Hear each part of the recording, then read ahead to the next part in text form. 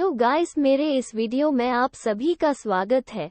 आज मैं एक असली लड़के की कहानी बताऊंगा। प्लीज चैनल को सब्सक्राइब, लाइक एंड वीडियो कैसा लगा कमेंट में जरूर बताएं। Motivational story in Hindi. एक बहुत ही भोला भाला सा आलसी लड़का था। वो कोई काम नहीं करना चाहता था, बस खाना खाता, घूमता और सोते रहता था। एक दिन उसे किसी ने बताया कि एक आश्रम है जहाँ पर कुछ नहीं करना पड़ता है और हर दिन 2 समय का खाना और नाश्ता मिलता है, तुम वहाँ जा कर के रहो। उस आलसी लड़के ने सोचा कि ये तो बहुत ही बढ़िया है और वो उस आश्रम में जाकर रहने को सोचा। और फिर वो भोला भाला आलसी लड़का अपना सारा सांसारिक जीवन छोड़कर उस आश्रम में जाकर रहने लगा। आश्रम में गुरुजी रहते थे। वो कुछ समय सबको प्रवचन देते हैं।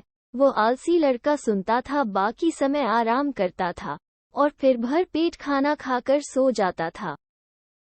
ऐसे ही उस लड़के का दिन गुजरता गया। एक दिन उस आश्रम में कुछ भी नहीं बना। नाश्ते के समय नाश्ता नहीं मिला। उसने सोचा नाश्ता नहीं मिला, भोजन तो मिलेगा। अब भोजन के समय भी उसे भोजन नहीं मिला। लड़का दौड़ करके गुरुजी के पास गया और उसने पूछा कि आज भोजन क्यों नहीं बना। गुरुजी ने कहा कि बेटा, आज एकादशी है और जितने भी आश्रम के सदस्य हैं उनका उपवास है और तुम्हारा भी आज उपवास है, आज भोजन नहीं बनेगा। वह लड़का आलसी था और उसे भूख भी बहुत लगता था। बेस्ट गुरुजी से बोला कि मैं उपवास नहीं रहूंगा, मुझे भूख लगी है, मैं खाना खाऊंगा।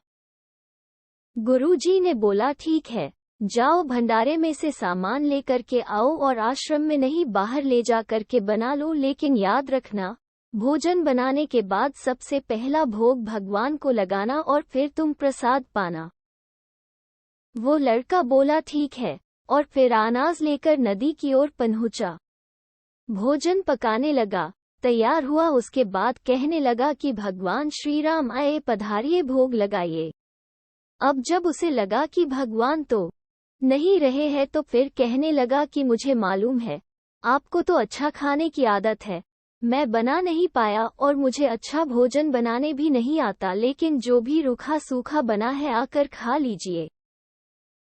भगवान श्री राम उसकी सरलता पर बहुत ही प्रसन्न हुए और उस लड़के को दर्शन दे दिए। उसने देखा कि भगवान श्री राम आए हुए हैं और उनके साथ में माता सीता भी आई हुई है, लेकिन लड़के ने सिर्फ 2 लोगों के लिए ही भोजन बनाया था, एक अपने लिए और दूसरा भगवान के लिए। और अब क्योंकि भगवान के साथ माता सीता भी आई हुई थी तो उसने उस भोजन को माता सीता और भगवान के सामने ग्रहण करने के लिए रख दिया।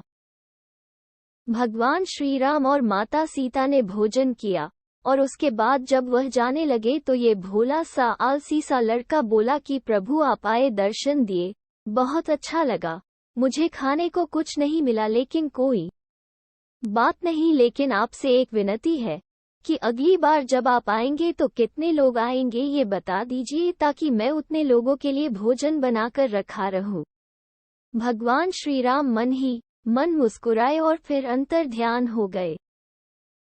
लड़का आश्रम गया, दिन बीतता गया और फिर एकादशी का दिन आया और इस बार उसने 3-4 लोगों के लिए अनाज लेकर के खाना बनाने के लिए नदी के किनारे पहुंचा और उसने बड़े प्रसन्नता से भोजन बनाया और इंतजार करने लगा कि प्रभु आए और भोग लगाइए।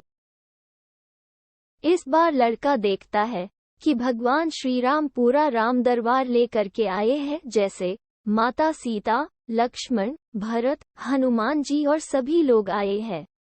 लड़के ने 3-4 लोगों का भोजन बनाया था और इस बार भी भोजन कम पड़ गया। लड़के ने निराश होकर भोजन को प्रभु के आगे रख दिया। उन्होंने भोजन किया और फिर चले गए और इस बार भी लड़का फिर से भूख रह गया। अब लड़का फिर आश्रम गया, दिन बीतता गया और फिर एकादशी का दिन आया और इस बार गुरुजी से कहने लगा कि गुरुजी मुझे इस बार थोड़ा ज्यादा अनाज चाहिए। गुरुजी सोचने लगे कि यह इतना सारा अनाज का करता क्या है। फिर उन्होंने कहा कि ठीक है, भूख से परेशान रहता है। लड़के ने कहा कि नहीं गुरुजी, मैं भूख से परेशान नहीं रहता हूँ, प्रभु के साथ बहुत लोग आते हैं, उनको भी तो भोजन करना पड़ता है। गुरुजी को लगा कि लड़का पागल हो गया है, लेकिन गुरुजी ने सोचा कि चलो एक बार चलकर देखते ही कि लड़का इस अनाज का करता क्या है।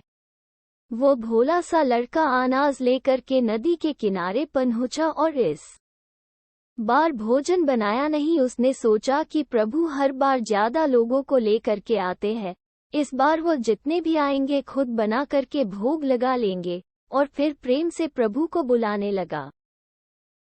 गुरुजी ये सब छुपकर देख रहे थे कि ये भोजन तो बनाया नहीं और प्रभु को बुला रहा है।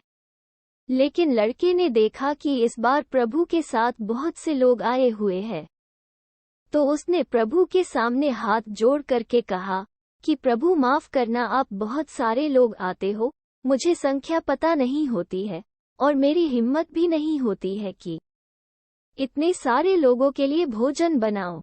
आप स्वयं आइए, बनाइए, खाइए और भोग लगाइए। प्रभु मुस्कुराते हैं और अपने साथ आए सभी लोगों के साथ मिल करके भोजन बनाते हैं। गुरुजी ये सब छुप करके देखते हैं और फिर लड़के के पास आकर के कहते हैं कि तुम ये कर क्या रहे हो।